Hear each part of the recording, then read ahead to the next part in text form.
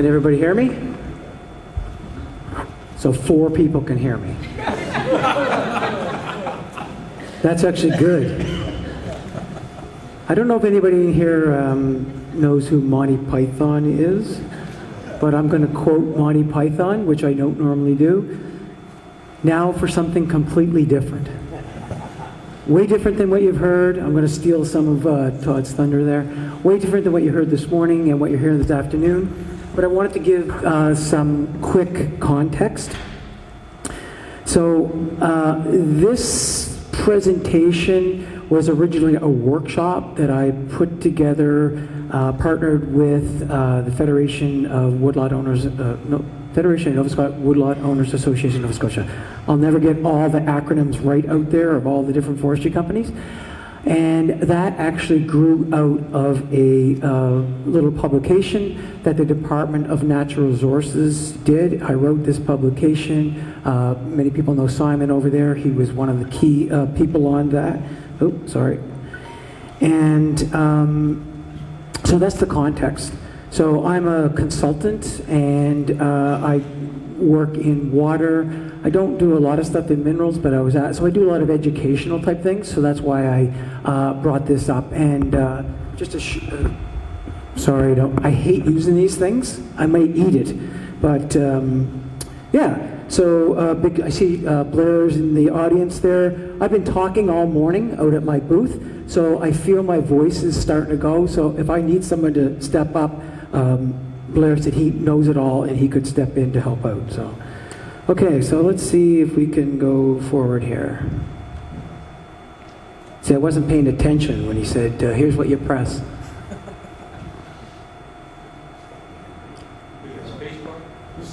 There we are. Where's my guy? Ah, there you go. There we go. Okay, so because I have such a short amount of time to speak, again, like I said, this can take 3 to 4 hours. I'm going to zip through this. This is a whirlwind tour of what's under your feet. So I'm going to sort of pause as I go through each one of these things and give you like a bit of choice, more or less.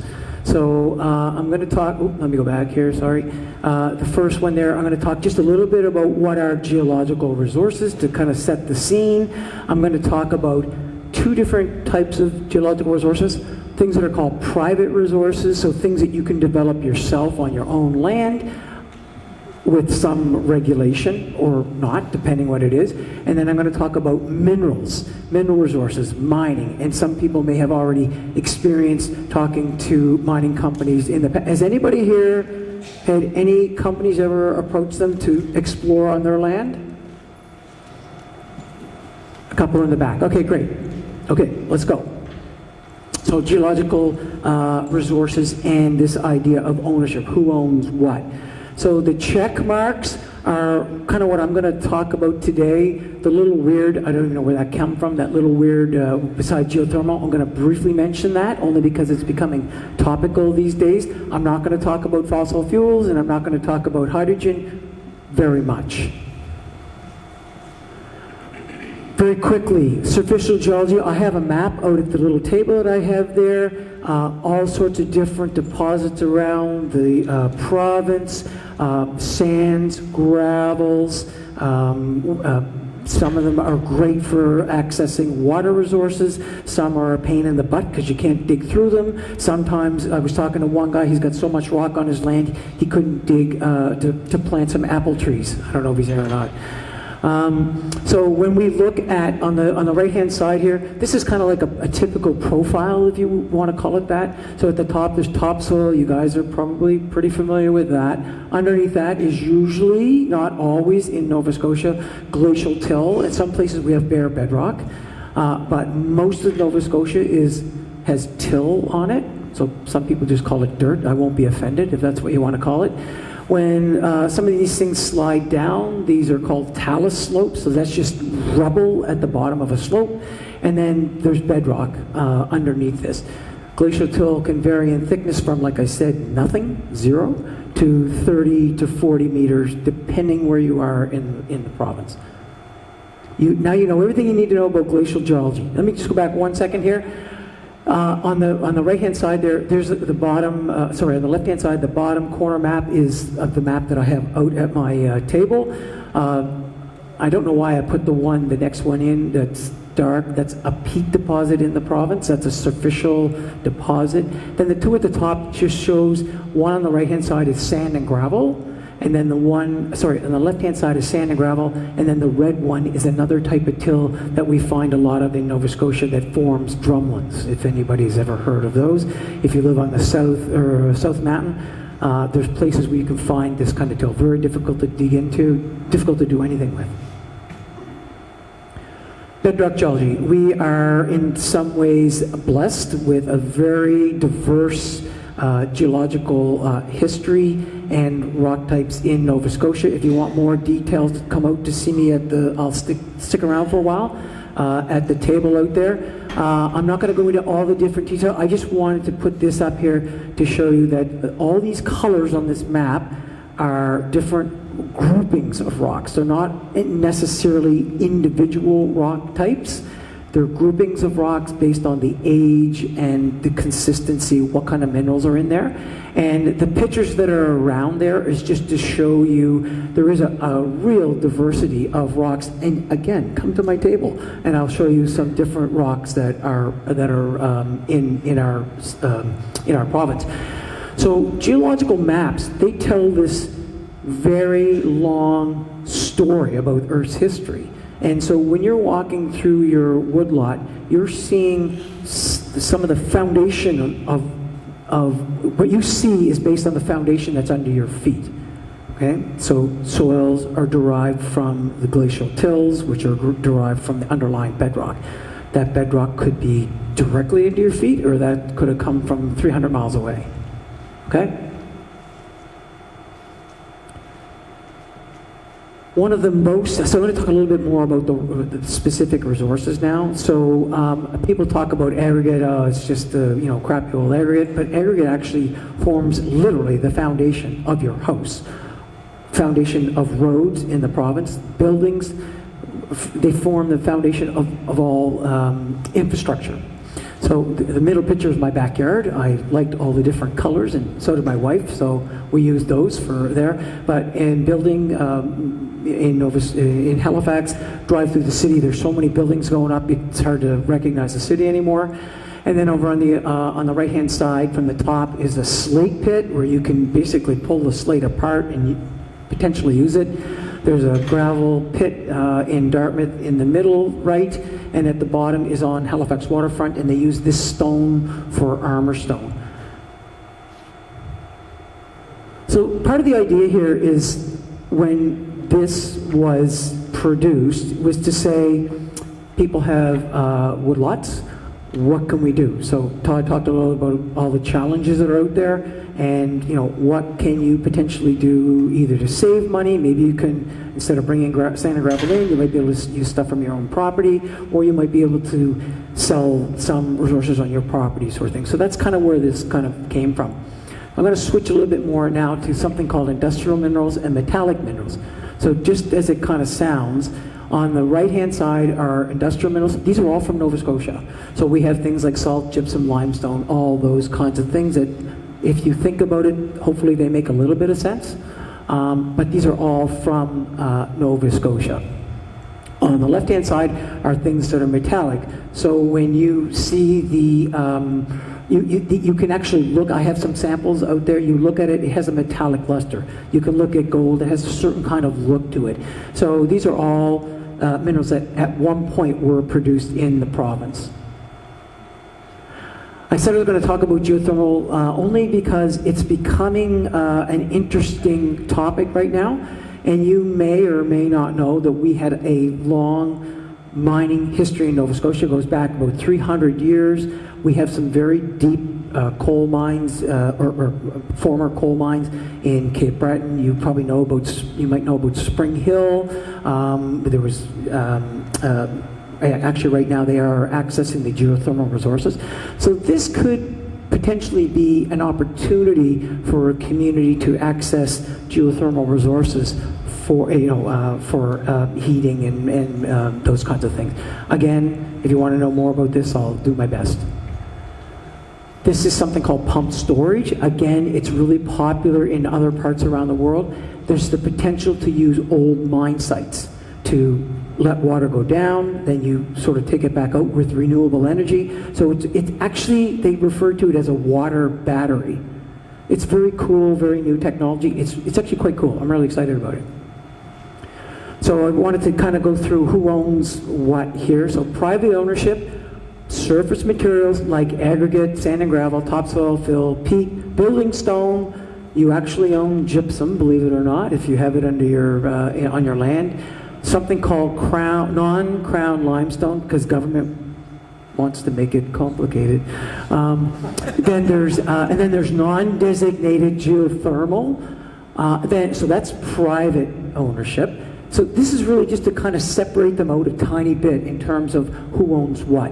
So the Crown owns all the metallic minerals, salt, Crown limestone, coal, designated geothermal areas, and all water resources. Does everybody know that the Crown owns all water resources? Cool.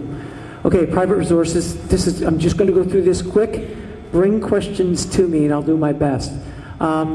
Just quickly, if you wanted to develop something on your property, here is, pages and pages and pages of regulations that are broken down into kind of 4 sentences, 4 points. Topsoil, you need approval greater than 1 hectare. That's a big chunk of land. If you wanted to develop like a sand and gravel for your own personal use or to sell it, slate or ordinary fill. If it's greater than 2 hectares, less than 2 hectares, you don't need an approval. As of right, you can develop that. If it's greater than 2 hectares and less than 4, you need an approval. But if it's over 4 hectares, you need an environmental assessment. So this is how it's kind of nested in there. So there are things that you can do yourselves. The big thing about aggregates boils down to one question. Do you require blasting or not? If there's no blasting required, so like a slate pit where you can actually go in and dig it out with an excavator, that's called it's a pit. So no, that is a pit. And there's some other things that I just reiterated there underneath where it says no pit. If you need blasting, there's a whole series of other regulations that you have to go through. Industrial, I don't think I'm going to really go through this too much here in terms of, the only thing I really wanted to bring out here, I talked about what they are. You require approvals for industrial minerals. There's legislation, a whole pile of different pieces of legislation that can affect, development. Again, not going to go through all these. Remember I said this is a 3 or 4 hour, event, crashed into 20 minutes. Come out and talk to me if you wanted to talk a little bit more about that. So what a lot of people want to know about is if somebody comes on their land, they want to search for something, what do they need to do? So if someone wants to search for minerals, the Mineral Resources Act says what they can and what they can't do and how they do it. So that's what those bullets are there. Depending on what you want to do, then the Environment Act might come into play as well. And you may or may not know that the Environment Act takes precedence over, I'm not a lawyer, so don't quote me on this, but I've been told that the Environment Act takes precedence over other acts. I don't know where we stand these days.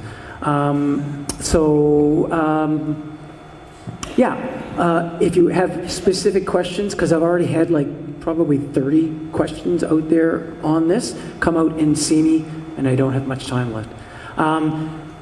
In this booklet here, this is online, so you can download it as well, I think, somewhere online, and talks about what people have to do to stake a claim, where they can do it, what do you need to know, all the business about staking a claim.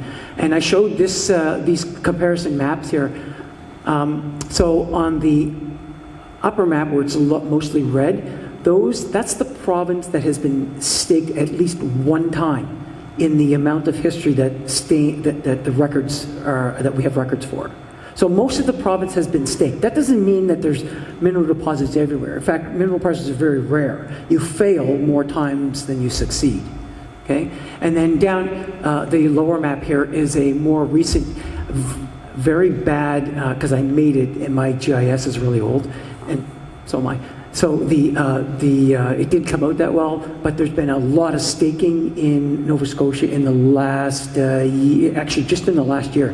There's been a lot of staking, and there's been lots of questions about, you know, what are they looking for and those kinds of things. So let me see here. Again, there's rights and obligations. So you may, I'm going to focus on this and I'm just going to sort of finish off here. Staking doesn't require landowner permission. And that is a very sticky point for many people. You can go online and find out who has staked land, but the onus is sort of up to you to actually go figure that out. In the workshop that we deliver, we actually show how to do that. So you can stake. I can stake under anyone's land if I wanted to. I don't have to let you know. I do have to ask for permission to go on your land to do anything. Doesn't matter. Even to walk across your land, you have to get permission. Okay? And then I've been asked many times about, well, what do we do if somebody wants to come on my land? What questions should we ask? And so there's certain things that you should be aware of. And again, we go through that in the workshop on how do you talk to explorers. You know, how do you know you're being kind of snowed? Hopefully everybody's, you know, up and up, all that kind of stuff. But you know, there's lots of stories out there. And then there's one little tiny thing at the bottom that's probably the scariest for landowners, is the power of the minister. So in legislation, the minister has the power. If you said, no, you're not coming on my 100 acres, but we know that there's something there, we want to get on there and do something. If you say no, and every opportunity has gone past that I can try to convince you to let me on your land, the minister can step in, and then they evaluate, is this, you know, good for Nova Scotia or not? And then they can say, hey, it's called a vesting order, and they can basically allow a company to come on your land to do exploration. Don't let that scare you, because it's only happened twice in my career, which has been over 40 years. So. Then I talk a lot about, am I over my time, or am I? No. Okay, because I can't really see the clock there. 1 minute. Ooh. Okay, I'm looking for the button to make me speed up. Again, I can talk out at the table about what does exploration mean. Again, we go through that in the workshop. We talk about all the different kinds of activities. They're kind of broken up into what is ground disturbing versus what's not ground disturbing. Some things require a permit. Some things require the company to make a notification to government. Those kinds of things. Let me see what else. But at the bottom there, I said need landowner consent. That's for certain kinds of activities. But the more sort of, you know, trenching, stripping, any of that kind of stuff requires written consent from the landowner. I'm not going to, again, it's a quagmire of things that you have to do if you want to actually be involved with mining, or exploration, I should say. Water approvals, excavation registrations. You have to notify if you want to do drilling. So there's a whole series of things that have to happen. So these are two sites that I had worked on for a company.